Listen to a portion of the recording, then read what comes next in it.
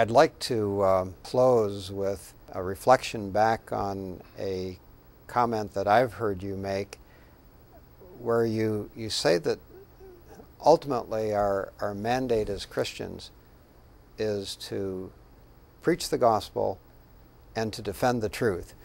And my question is, if we were to drop into future history 20 years down the road and look back, how has the world changed if we really do make these two our top priorities?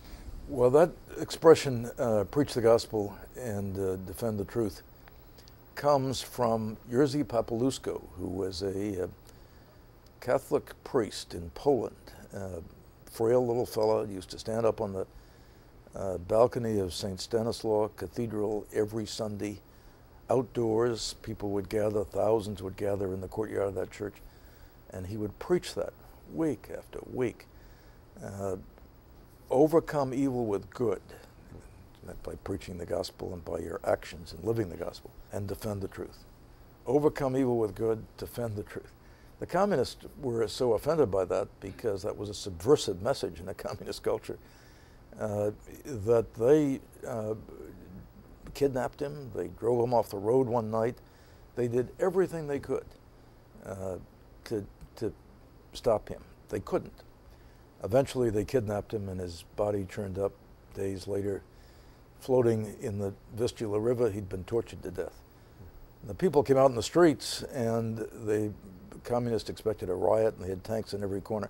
They didn't. The people marched and said, "We forgive, we forgive, we forgive." He had taught them well, that you overcome evil with good. You preach the gospel, you live the gospel, and you defend the truth. By defending the truth, he meant don't buy a lie.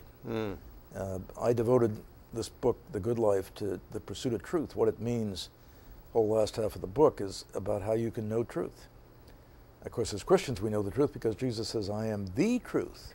Ultimate reality is in Jesus Christ. The Logos is the beginning and end of everything. The Logos is the source of all energy and matter and life, and that's Jesus. We translated the word, but it means the Logos is a much bigger term to the Greeks, was a much bigger term to the Greeks. So if you really understand this, then you're going to be able to fend off the people who tell you that truth doesn't matter, truth isn't knowable. You're going to be able to defend what you believe. If you can't defend what you believe, you're not going to influence anybody around you, not even going to influence your own family. The second thing is you've got to be preaching the gospel, overcoming evil with good, every day, both in word and deed. In other words, how you live your life will often be a much more powerful message to people than what you say. Particularly as that's so, I know we're nearing the end of the interview and I don't want to prolong this, but this is a really important point. Particularly is this so in the postmodern era. We have to remember that most people don't use our language. We will say something like, the truth makes you free. And a postmodern person hears that and he thinks, the truth, that's my choice. I mean, I can choose my own truth. I like that. Make me free, all restraints off. I can pick what I want to do and I'm free to do it. Of course, it doesn't mean that at all. The truth means Jesus will set you free. It means set you free from sin and death.